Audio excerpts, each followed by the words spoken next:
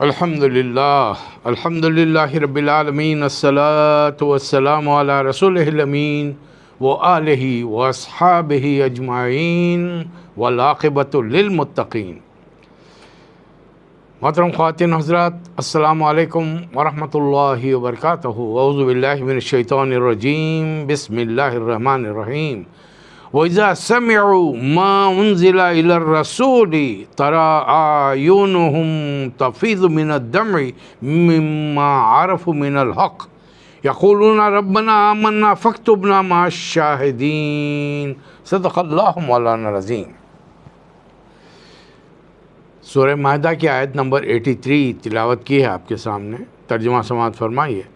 اور وہ اس کلام کو جب سنتے ہیں جو رسول پر اترا ہے تو تم دیکھتے ہو کہ حق کو پہچاننے کی وجہ سے ان کی آنکھیں آنسوؤں سے تر ہو جاتی ہیں، اور وہ پکار اٹھتے ہیں کہ پروردگار، ہم ایمان لائے، ہمارا نام گواہی دینے والوں میں لکھ لے۔ گزشتہ بار یعنی گزشتہ کل ہم نے آیت نمبر 82 پر بات ختم کی تھی، ایک بار پھر ریوائز کر لیں اسے۔ لَتَجِدَنَّ أَشَدَّ النَّاسِ عَدَاوَةً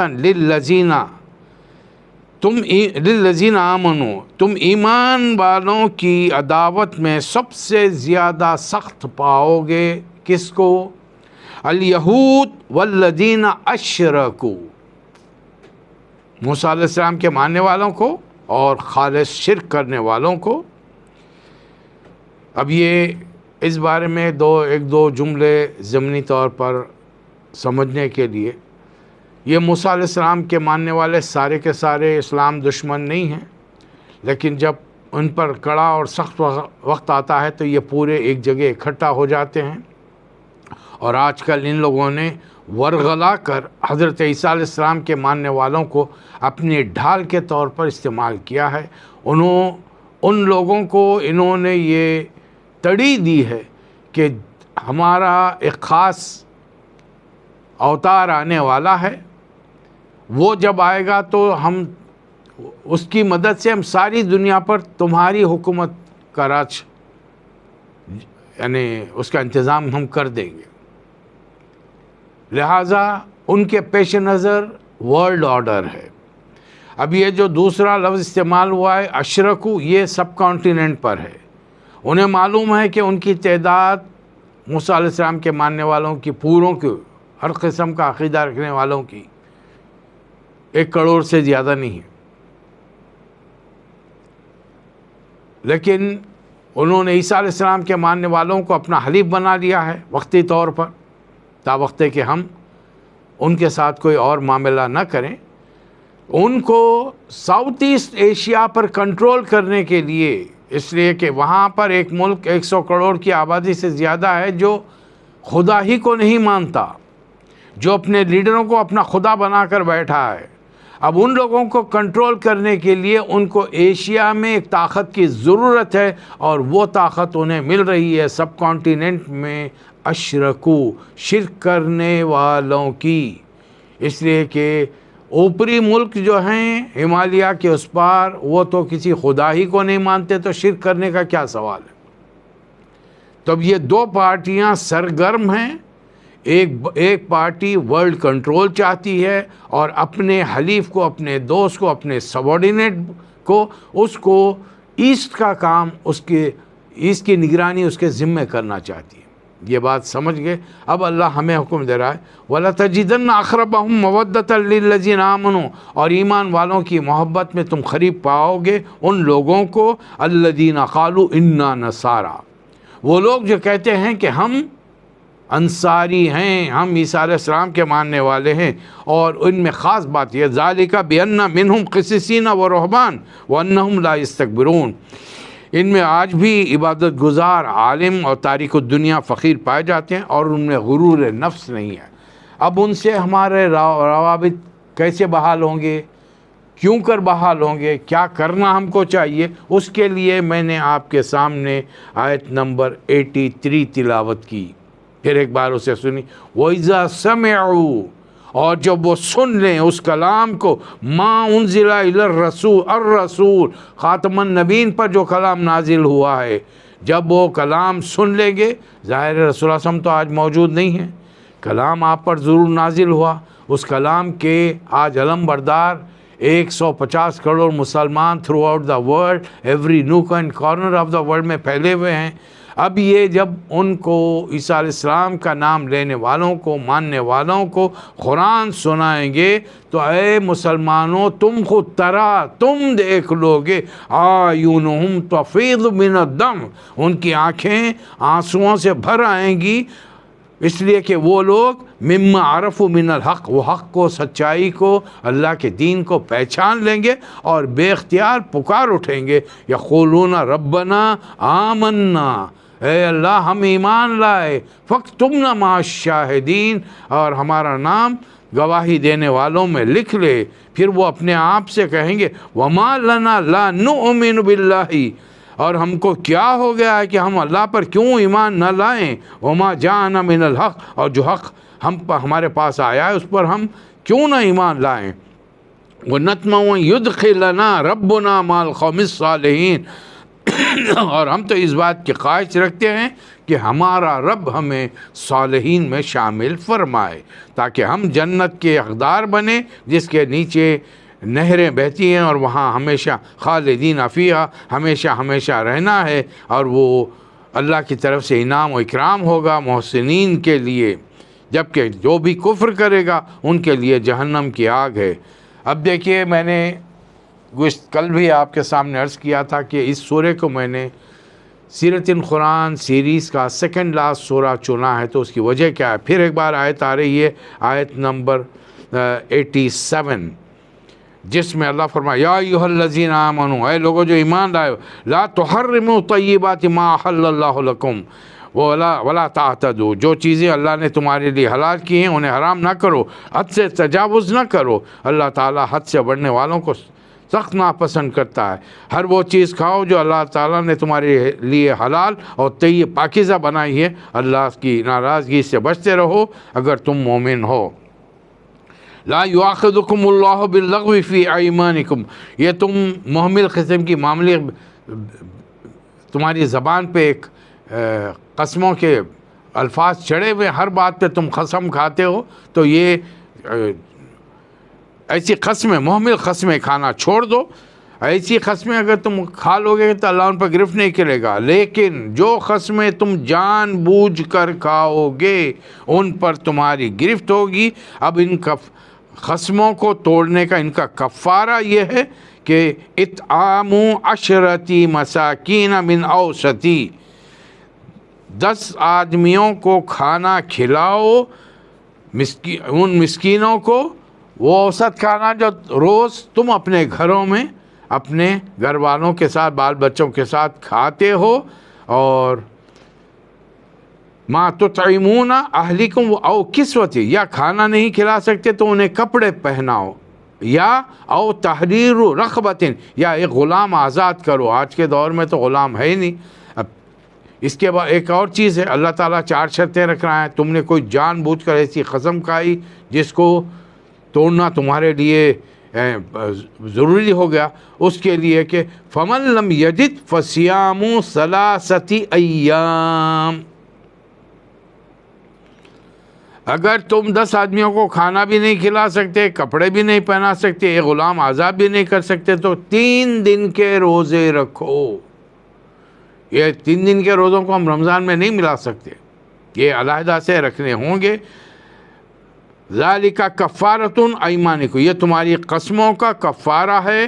اذا حلفتم واحفظوا ایمانکم، جب تم قسم توڑ دو تو ان کا کفارہ ادا کرو، لیکن اپنی قسموں کی حفاظت کیا کرو۔ اس طرح اللہ تعالیٰ اپنے احکام تم پر واضح کرتا ہے تاکہ تم شکر گزار بنو۔ یا پھر ایک بات دیکھیے، آیت نمبر 89 میں 90 میں، یا ایھا الذین آمنوا، یہ شراب کے ضمن میں تیسرا حکم ہے، اور لگتا ہے کہ یہ فتح مکہ کے بعد میں نازل ہو گیا تھا۔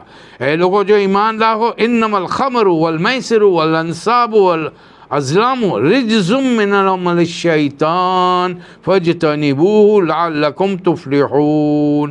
اے لوگوں جو ایمان لائے ہو، یہ شراب، جوا، یہ آستانے، یہ پانسے جسے قسمتوں کا حال معلوم کرتے ہیں، اور یہ سب گندے شیطانی کام ہیں، ان سے پرہیز کرو، امید ہے تمہیں فلاح پائے گی۔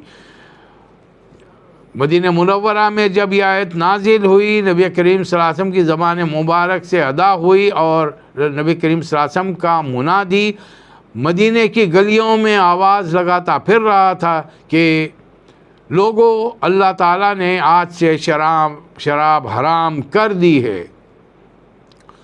صحابہ کرام کے فرما برداری کا حال یہ تھا کہ فوری وہ شراب کے مٹکے جن میں شراب بنی ہوئی تھی فوری توڑ دیے گئے، وہ پیالے جو منہ تک جا چکے تھے وہ پیالے پھینک دیے گئے، اور صحابہ کرام نے شراب سے ہمیشہ کے لیے توبہ کر لی۔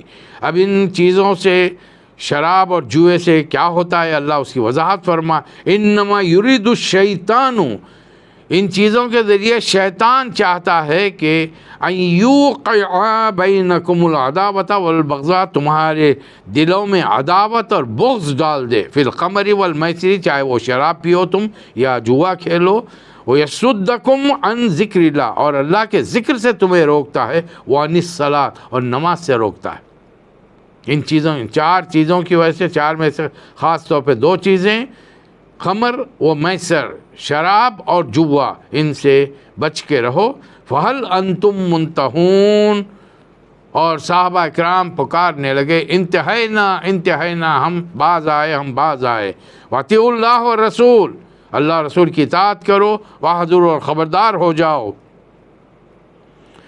فَإِن تَوَلَّيْتُمْ فَاعْلَمُوا أَنَّمَا عَلَى رَسُولِنَا الْبَلَاغُ الْمُبِينُ، اور اگر تم نے حکم عدولی کی تو جان لو کہ ہمارے رسول پر صرف پیغام پہنچانے کی ذمہ داری تھی، زبردستی تمہیں متقی بنانے یا مومن بنانے کی ذمہ داری نہیں تھی۔ پھر ایک بار آ رہا ہے، یا ایھا الذین آمنوا لیبلونکم اللہ بشیء من الصید تنالہ ایدیکم ورماحکم، اے لوگوں جو ایمان لائے ہو، اللہ تمہیں اس شکار کے ذریعے سخت آزمائش میں ڈالے گا جو تمہارے ہاتھوں اور نیزوں کی زد میں ہوگا، یہ دیکھنے کے لیے تم میں سے کون غائبانہ ڈرتا ہے۔ یہ اس وقت ہے جب کہ تم احرام کی حالت میں ہو، احرام کی حالت میں ہو تو شکار مت کرو۔ اب اللہ تعالیٰ کھانے کے بارے میں فرما رہا، احل لکم صید البحر وطعامہ متاع لکم وللسیارۃ، تمہارے لیے سمندر کا شکار اور اس کا کھانا حلال کر دیا گیا ہے، جہاں تم ٹھہرو وہاں بھی اسے کھا سکتے ہو، یا پھر اپنے ساتھ قافلے کے زاد راہ بنا کر آگے لے جا سکتے ہو۔ اب اس میں کچھ فقہی معاملات میں وقت کے علماء میں امام شافعی، امام مالک، امام ابو حنیفہ، امام احمد بن حنبل رحمہ اللہ علیہ مجمعین نے اس بارے میں کچھ فتوے دیے ہیں، باوجود یہ کہ قرآن ان کے سامنے تھا۔ اس سے کہ ایک فتوے میں آپ کو ملے گا کہ سمندری سانپ حلال، ظاہر ہے زمین کا سانپ جب زہریلا ہوتا ہے تو سمندر کا سانپ بھی نہیں، زمین کے کتے جب حرام ہیں تو پھر سمندری کتے بھی نہیں۔ اس طریقے سے کچھ ایسی شکلوں کے جانور پانی میں بھی ملیں گے جو تری زمین کے جانوروں سے مشابہت رکھتے ہیں، ان سے کراہیت کی بنیاد پر کھانے سے منع کیا گیا ہے، ورنہ اللہ کا یہاں پر کھانا یعنی حکم واضح ہے، احل لکم صید البحر، تمہارے لیے سمندر کا شکار حلال ہے اور اس کا کھانا بھی تمہارے لیے حلال ہے۔ اللہ تعالیٰ نے کعبۃ اللہ کو اجتماعی زندگی کا قیام کا ذریعہ بنایا، ماہ حرام، قربانی کے جانوروں اور ان کے گلے میں پڑے ہوئے ہاروں کو اس میں مددگار بنایا تھا کہ تمہیں معلوم ہو جائے اللہ زمین و آسمان کے تمام حالات کا جاننے والا ہے اور وہ سخت سزا دینے والا بھی ہے۔ ہمارے رسول پر اتنی ذمہ داری ہے کہ وہ صرف تم تک ہمارے پیغام کو پہنچا دے، تم جو ظاہر کرتے ہو چھپاتے ہو اللہ ان کا جاننے والا۔ کہہ دیجئے نبی صلی اللہ علیہ وسلم کہ پاک اور ناپاک یکساں نہیں ہیں، خواہ ناپاک کی بہتات تمہیں کتنا ہی فریفتہ کرنے والی ہو، اے لوگوں جو عقل رکھتے ہو اللہ کی نافرمانی سے بچو۔ پھر ایک اور آیت آئی ہے، یا ایھا الذین آمنوا، اے لوگوں وہ باتیں، ایسی باتیں نہ پوچھا کرو جو تم پر ظاہر کر دی جائیں تو تمہیں ناگوار ہوں۔ انہوں نے کچھ جانوروں کو مقرر کر رکھا تھا، بحیرہ، صائبہ، وسیلہ، حام، یہ مختلف قسم کی اونٹنیاں تھیں۔ ایک اونٹنی جو بچوں کو جنم دیتی اس کو وہ چھوڑ دیتے تھے. عجیب عجیب قسم کے انہوں نے اپنے لیے روایتیں اور رسوم بنا رکھے تھے. اللہ تعالیٰ ان تمام کے بارے میں فرما رہا ہے کہ ان چیزوں پر عمل کرنے والے وَأَكْثَرُهُمْ لَا يَعْقِلُونَ، ان میں یہ سب عقل سے دور ہیں، عقل سے پیدل ہیں، انہیں عقل ہی نہیں ہے.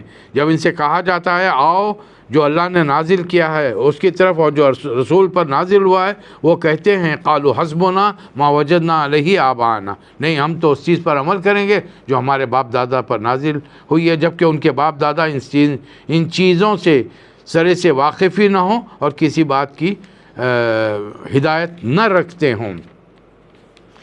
یاد رکھو اس وقت کیا ہوگا جب اللہ تمام انسانوں کو جمع کرے گا، رسولوں کو جمع کرے گا. یوم یجمع اللہ الرسل فیقول ماذا اجبتم، اور ان سے رسولوں سے سوال کیا جائے گا آپ لوگوں نے میری دعوت پہنچائی بندوں تک، انہوں نے کیا جواب دیا؟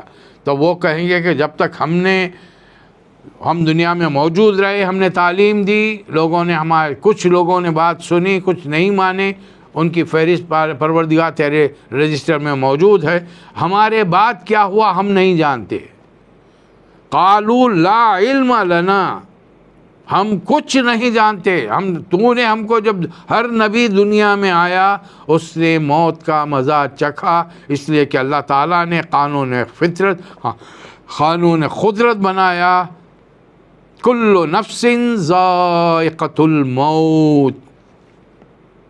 تو وہ کہیں گے کہ ہم جب دنیا سے تو نے ہم کو اٹھا لیا تو پھر ہم نہیں جانتے. انک انت علام الغیوب،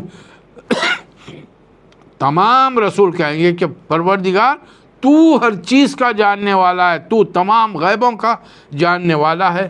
آج کچھ امت مسلم کا وہاں کے لوگ صرف رسول اللہ صلی اللہ علیہ وسلم کو اس لیے غیب کا جاننے والا ظاہر کرنا چاہتے ہیں کہ ان کی نسبت سے، چونکہ رسول اللہ صلی اللہ علیہ وسلم نے ایک حدیث فرمائی کہ میرے بعد علماء اس دین کے جانشین ہیں، پیغمبروں کے جانشین ہیں، تو ہم نے ہر کسی کو عالم بنا دیا. جو قرآن سے بہرا ہے، نہ تفسیر پڑھی نہ ترجمہ پڑھا، ہمارے محلے کے کونے میں بیٹھا ہوا اور لوگوں سے بیوقوف بنا کر پیسے بٹور رہا ہے، اس کو بھی ہم نے بابا صاحب، مرشد صاحب، پیر صاحب، حاجی صاحب کے نام سے اسے یاد کیا.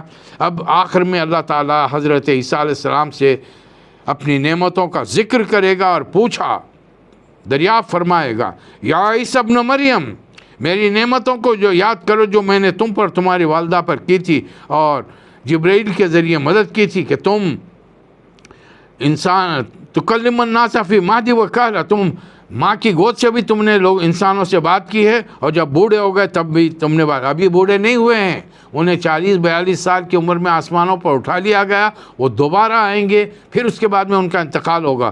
وَإِذْ عَلَّمْتُكَ الْكِتَابَ، اور تم کا کتاب یعنی توریت کی تعلیم دی اور انجیل سکھائی تمہیں، وَالْحِكْمَةَ وَالتَّوْرَاةَ وَالْإِنجِيلَ وَإِذْ تَخْلُقُ مِنَ الطِّينِ كَهَيْئَةِ الطَّيْرِ، اور تم مٹی سے پرندہ بناتے تھے اور وہ اڑنے لگتا تھا.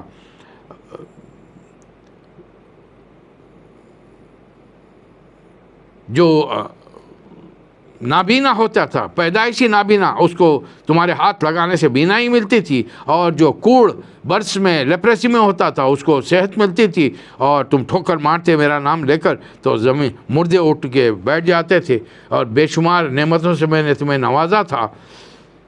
پھر میں نے تمہارے حواریین پر وحی کی تھی، ان آمنوا بی و برسولی. یہ ہے حضرت عیسیٰ علیہ السلام پر ایمان لانے والوں کی ان کی حیات مبارکہ میں یہ حقیقت کہ جملہ 11 آدمی ایمان لائے، ان میں سے بھی ایک بک گیا، یعنی 10 آدمی اس وجہ سے ایمان لائے کہ اللہ تعالیٰ خود فرما رہا وَإِذْ أَوْحَيْتُ إِلَى الْحَوَارِينَ، میں نے ان حواریوں پر وحی کی، اوحیتو میں نے وحی کی تھی، ان آمنوا بی مجھ پر ایمان لاؤ اور بے رسولی، جبکہ رسول اللہ صلی اللہ علیہ وسلم پر یہ 1,24,000 صرف تبلیغ کی وجہ سے ایمان لائے ہیں اور کسی وجہ سے نہیں.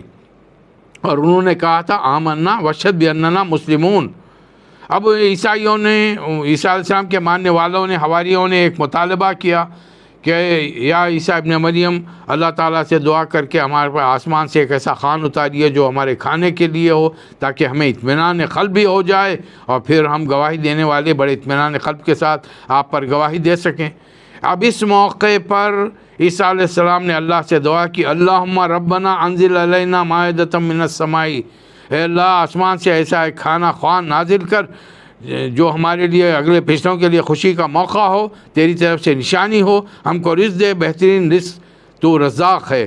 اللہ نے جواب دیا، میں ایسی چیز تم پر ضرور نازل کروں گا، لیکن یاد رکھ لو اگر اس کے نزول کے بعد بھی کسی نے کفر کیا، میں ایسی سزا دوں گا کہ آج تک دنیا میں اتنی سخت سزا کسی کو نہیں دی گئی۔ اب اس کے بعد میں قیامت کا میدان ہے، اللہ نبیوں میں سے عیسیٰ علیہ السلام سے پوچھے گا، یا عیسیٰ ابن مریم انت قلت للناس اتخذونی و امی الہین، اے عیسیٰ تم نے کیا کہا تھا لوگوں سے کہ مجھے اور میری ماں کو خدا بنا لو، من دون اللہ، اللہ کو چھوڑ کر۔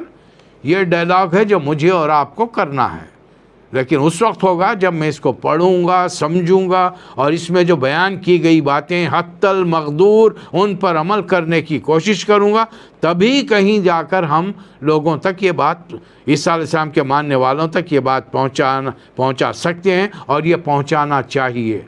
ہم انڈیا، پاکستان، بنگلہ دیش کے لوگ پہنچائیں نہ پہنچائیں، یورپ میں ان سے ڈائلاگ چل رہا ہے، ان کی ایک بڑی تعداد اسلام قبول کر رہی ہے، اور وہ وقت قریب ہے جب قیامت آئے گی۔ اس سے پہلے دجال آئے گا، جب دجال کو اطلاع ملے گی کہ مسلمانوں کا سب سے بڑا لیڈر امام مہدی ظاہر ہو چکے ہیں، وہ ان کے خلاف فوج لے کر آئے گا۔ ایسے موقع پر دجال کی آمد کے ساتھ اللہ تعالیٰ حضرت عیسیٰ علیہ السلام کو زمین پر بھیجے گا، اور عیسیٰ علیہ السلام کو جب دیکھے گا دجال، وہ موت کا شکار ہو جائے گا۔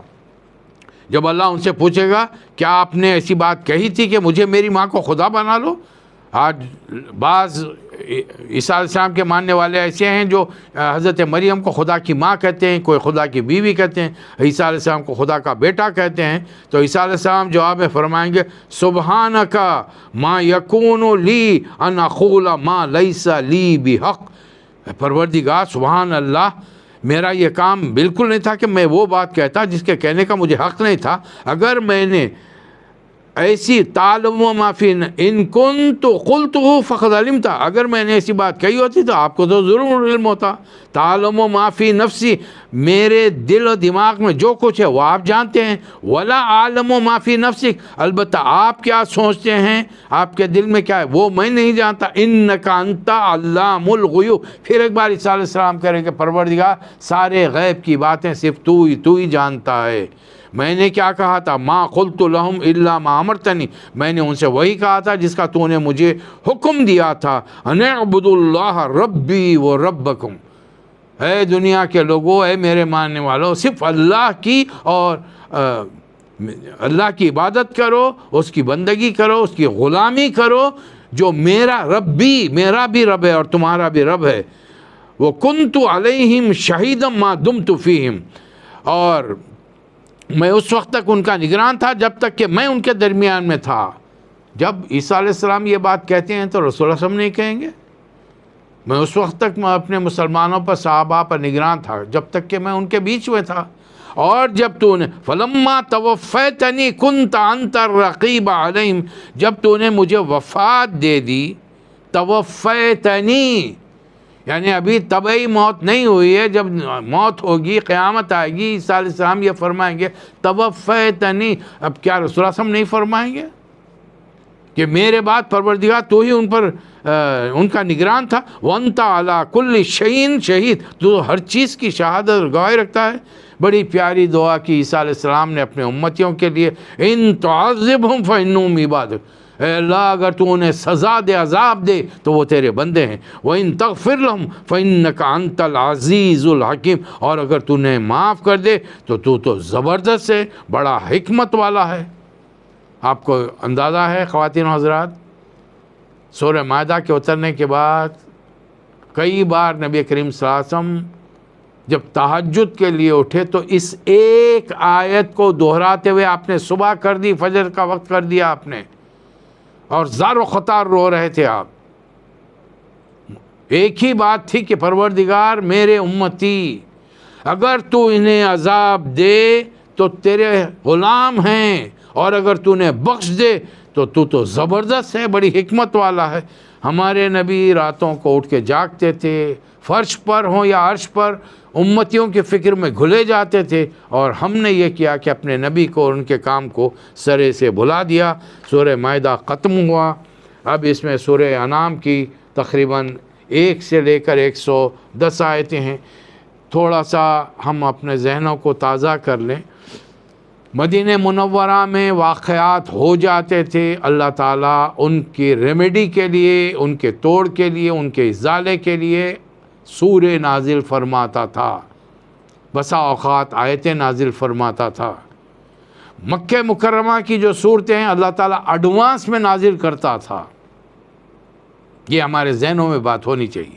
اور مکے کی تقریباً صورتیں جتنی بھی ہیں، میں نے سیرت القرآن میں 90 سورہ صرف مکے کے لیے ہیں، 24 سورے صرف مدینے کے لیے۔ مکی سوروں میں صرف عقائد ہیں، توحید، رسالت، عقل، کھول شفاعت، کھول کر بات سمجھائی گئی ہے کہ کہیں تم بھول چوک سے کام مت لو، غلط فہمیوں کا شکار مت ہو جاؤ۔ ایک آیت کو پڑھ کر کوئی اپنا اصول و قانون ضابطہ مت بناؤ۔ بے شمار ان 90 سوروں میں تمہیں احکامات توحید، رسالت، آخرت، شفاعت کے بارے میں ملیں گے۔ تو یہ سورہ انعام بڑا طویل سورہ ہے، یہ 165 آیت ہیں، جن میں سے آج کے رکوع میں 7ویں پارے میں یوں سمجھیے کہ 110 آیتیں ہیں۔ موٹی موٹی باتیں ہم اس کا ذکر کریں گے۔ اللہ نے صاف فرما دیا کہ ساری تعریف اس کے لیے ہے جو زمین و آسمانوں کا خالق ہے، جس نے اندھیرے اور نور کو پیدا کیا، لیکن پھر بھی لوگ کفر میں اپنے رب کے ساتھ حد سے زیادہ گزر رہے ہیں۔ آگے چل کر اللہ تعالیٰ فرما رہا ہے، لو نزلنا علیک الکتابا فی قرطاس فلمسوہ، اے نبی صلی اللہ علیہ وسلم اگر ہم آپ پر ایسی کتاب نازل کر دیتے کاغذ کی جس پر لکھا ہوا ہوتا اور یہ اپنے ہاتھوں سے چھو کر دیکھتے اسے، تو بھی یہ کیا کہتے، ھذا الا سحر مبین، یہ تو کھلتا ہوا چلتا ہوا جادو ہے۔ اے نبی صلی اللہ علیہ وسلم اس کی پرواہ مت کیجیے، بلکہ یہ کہتے ہیں کہ ہم پر فرشتے کیوں نہیں آئے تبلیغ کرنے کے لیے۔ اگر ہم فرشتوں کو بھیجتے اور فرشتوں کو یہ اصلی شکل میں دیکھ لیتے تو ان کا حساب کتاب فوری ہو جاتا، اور اگر ہم فرشتے بھیجتے بھی تو وہ انسانی جسم کے ساتھ آتے اور لباس پہن کر آتے۔ آپ سے پہلے بھی اے نبی صلی اللہ علیہ وسلم بہت سے رسولوں کا مذاق اڑایا جا چکا ہے، لیکن ان مذاق اڑانے والوں کو حقیقت میں اللہ کے عذاب نے گھیر لیا۔ زمین پر چل پھر کر دیکھو کہ جھٹلانے والوں کا کیا انجام ہوا ہے۔ آپ کہہ دیجئے اے نبی صلی اللہ علیہ وسلم، انی امرت ان اکون اول من اسلم، مجھے حکم دیا گیا کہ اللہ نے جتنے احکام نازل کیے ہیں ان پر سب سے پہلے میں عمل کروں، ولا تکونن من المشرکین، اور میں شرک کرنے والوں میں سے شامل نہیں ہوں۔ اب بتائیے، نبی کریم صلی اللہ علیہ وسلم کو اللہ حکم دے رہا ہے کہ آپ بچیے شرک سے، تو امتیوں کے لیے کیا سخت احکامات ہوں گے، سوچ کے دیکھیے۔ یہ بھی کہہ دیجئے وہ آپ کو اپنی کم علمی کی، قرآن کی کم فہمی کی بنیادوں پر آپ کو تقدس کے اس مقام پر پہنچا رہے ہیں کہ وہاں پر جانے کے بعد میں پھر آپ میں اور مجھ میں کوئی فرق یہ باقی نہیں رکھیں گے، آپ کو میرا جانشین بنا دیں گے۔ تو کہہ دیجئے ان سے، اگر میں اللہ کے احکامات پر پابندی نہ کروں، انی اخاف ان عصیت ربی عذاب یوم عظیم، اگر میں نے اللہ کی رتی برابر بھی نافرمانی کی تو اللہ کی پکڑ سے، اس کے عذاب سے کوئی نہیں بچا سکتا۔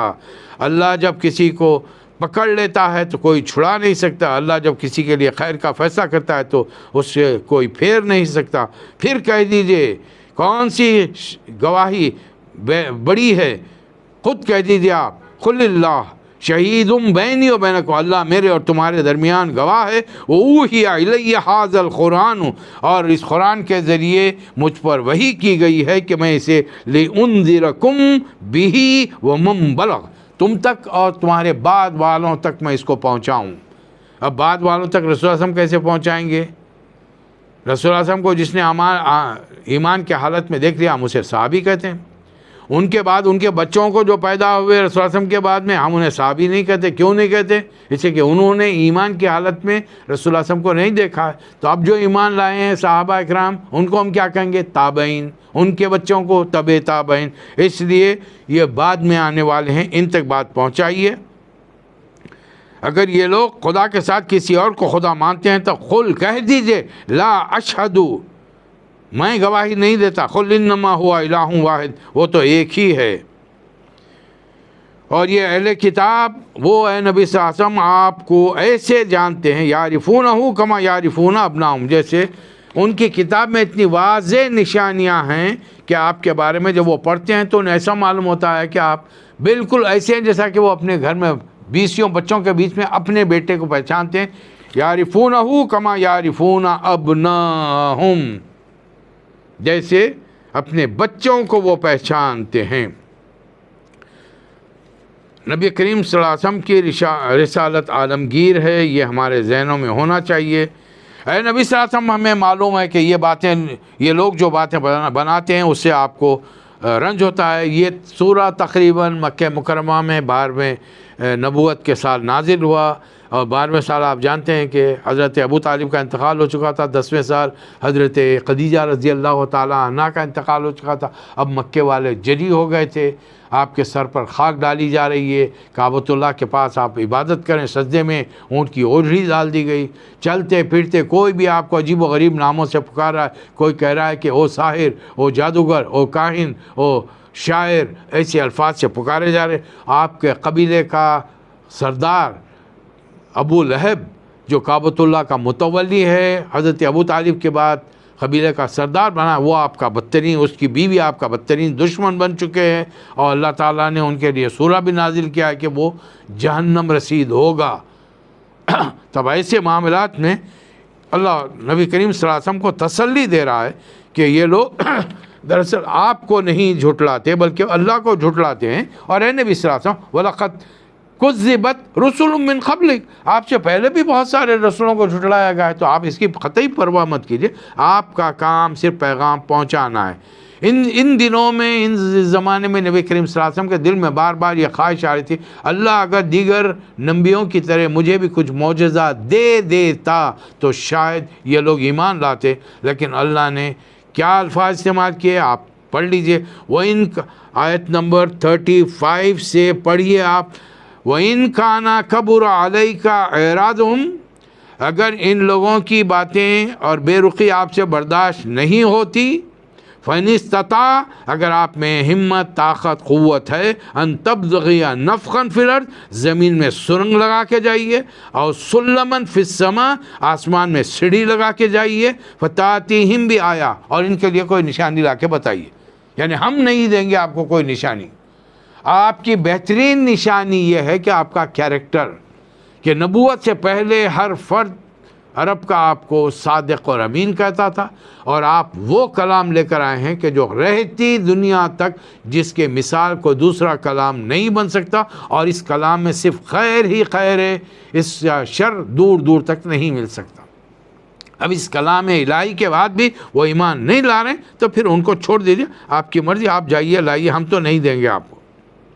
وہ کہتے ہیں، وہ قالوا لولا نزل علیہ آیۃ من ربی، اگر یہ نبی ہیں تو ان پر ان کے رب کی طرف سے آیت نشانی کیوں نہیں نازل؟ قل ان اللہ قادر علی ان ینزل آیہ، اللہ اس بات پر قدرت رکھتا ہے کہ آپ پر آیت نازل کرے، ولیکن اکثرہم لا یعلمون، لیکن ان میں سے بہت سارے ایسے ہیں جو اس چیز کا شعور نہیں رکھتے، علم نہیں رکھتے.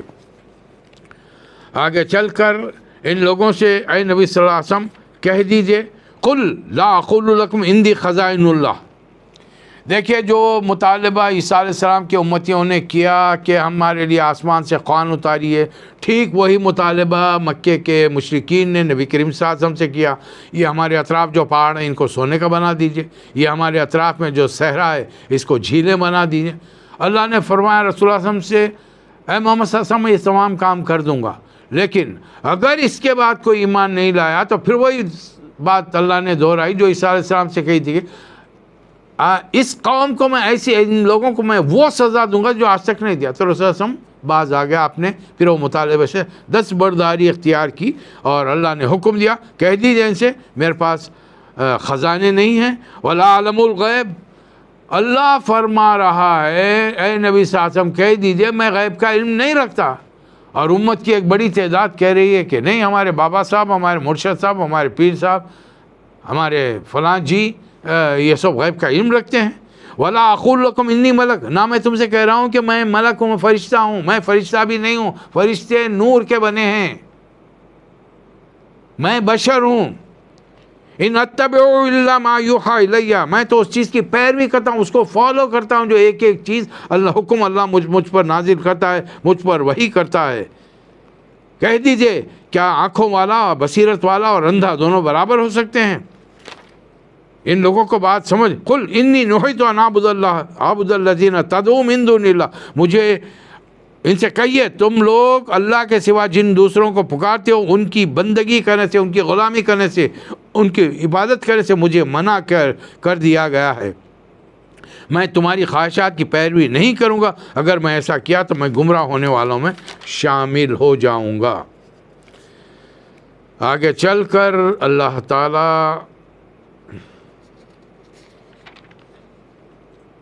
حضرت ابراہیم علیہ السلام کا ذکر فرما رہا ہے کہ انہوں نے کس طریقے سے شرک کی برات کی۔ آیت نمبر 74 میں پہلے تو ابراہیم علیہ السلام کی دور تہنس بتایا گیا کہ کس طریقے سے انہوں نے غور و فکر سے کام لیا۔ یاد رکھیے ابراہیم علیہ السلام اس قوم میں پیدا ہوئے تھے جہاں پر ایک آدمی بھی توحید کا قائل نہیں تھا، پوری قوم، ان کے ماں باپ، بہن بھائی، رشتہ دار، خاندان، قبیلہ، بادشاہ، رعایا، سارے کے سارے شرک میں ڈوبے ہوئے تھے۔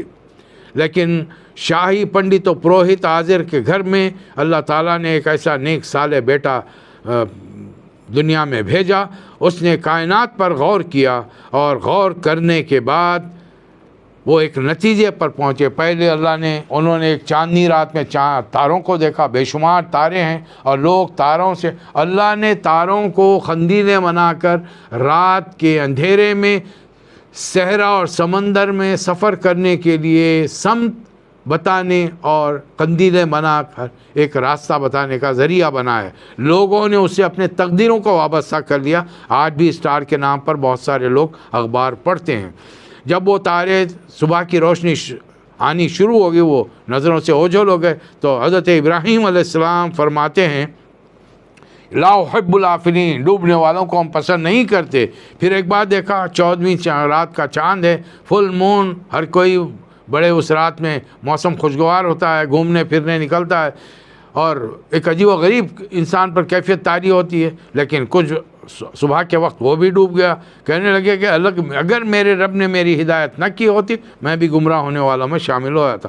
پھر ایک دن دیکھا سورج کو پورے آب و تاب سے چمک رہا ہے، سوالیہ انداز میں اپنے سے کہنے لگے قال ھذا ربی ھذا اکبر، یہ میرا رب ہے، یہ تو ذرا بڑا دکھ رہا ہے مجھے۔ پھر وہ جب سورج بھی ڈوب گیا، اب سمجھ میں آیا کہ یہ جتنی مخلوق چیزیں ہیں یہ سب کسی کے حکم کی تابع اور مخلوقات ہیں، اور ان کا کوئی خالق ہے۔ بے اختیار زبان سے نکلا یا قومی انی بریء مما تشرکون، اکیلے آدمی نے وقت کے حکمران سے، اپنے خاندان سے، پورے ملک کے لوگوں سے ٹکر دی، اعلان عام کر دیا کہ میں شرک کرنے والوں میں شامل نہیں ہوں، بلکہ میں کیا کر رہا ہوں، انی وجہت وجہی للذی فطر السماوات والارض حنیفا وما انا من المشرکین، میں نے یکسو ہو کر اپنا رخ اس ہستی کی طرف کر لیا ہے جس نے آسمانوں و زمینوں کو بنایا ہے، اور میں شرک کرنے والوں میں سے نہیں ہوں۔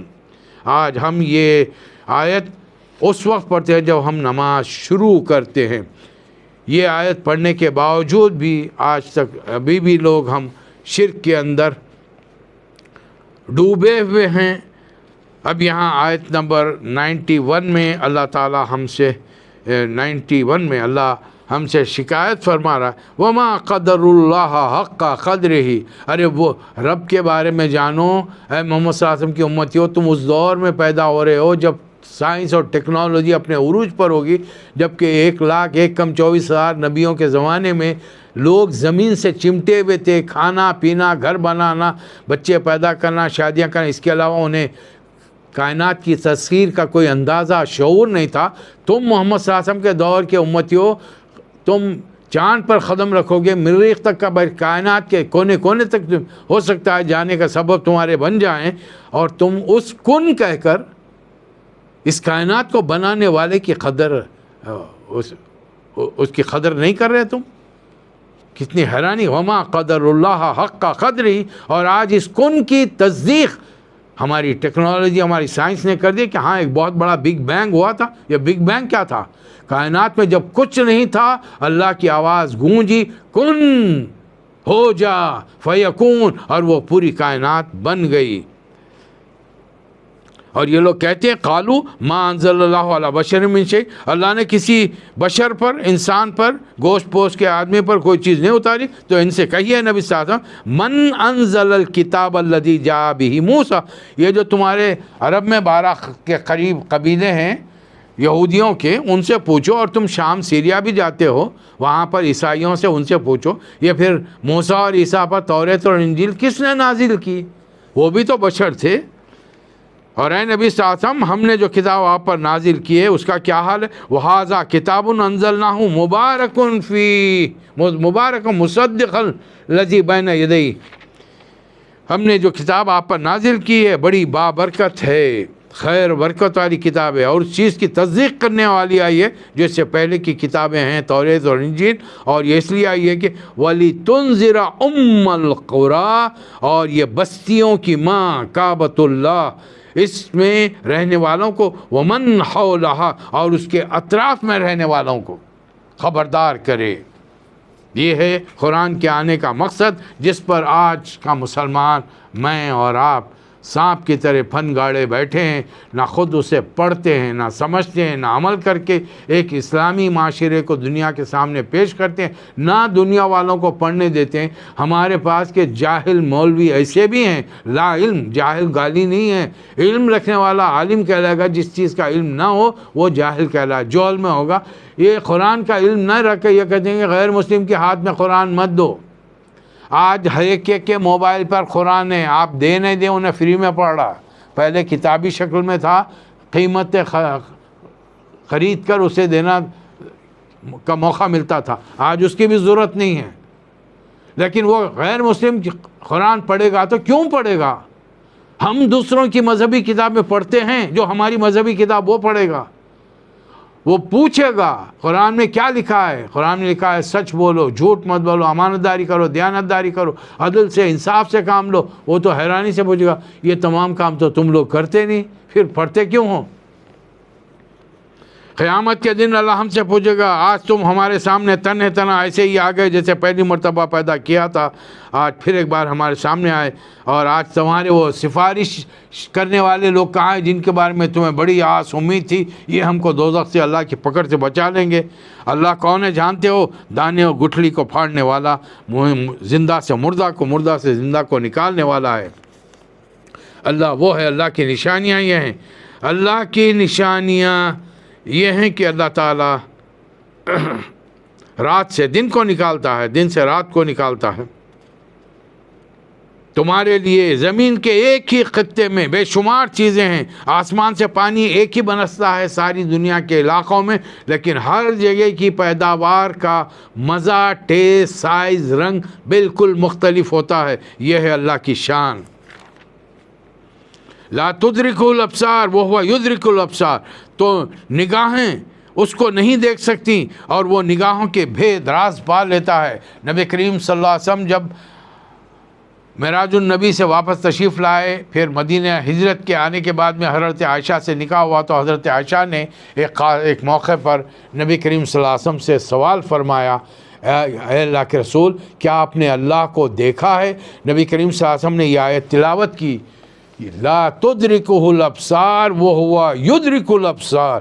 اے عائشہ، اللہ تعالیٰ کو انسانی نگاہیں اس کا احاطہ نہیں کر سکتی، بلکہ وہ نگاہوں کے راز بھید پا لیتا ہے کہ کس نیت اور کس وجہ سے تم نے کسی کو دیکھا تو کیوں دیکھا، اس کے راز اللہ تعالیٰ پا لیتا ہے۔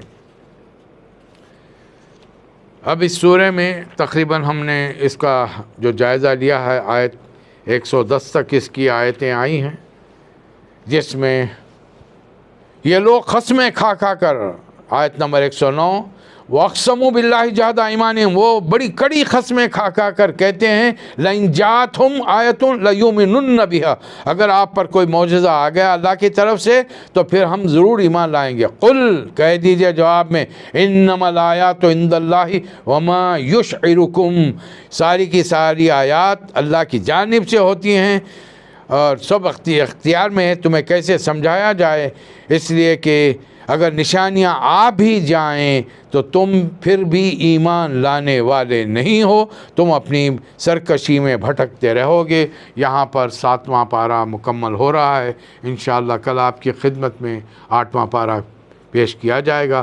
اللہ تعالیٰ مجھے اور آپ کو توفیق عطا فرمائے۔ وآخر الدعوانا ان الحمد للہ رب العالمین۔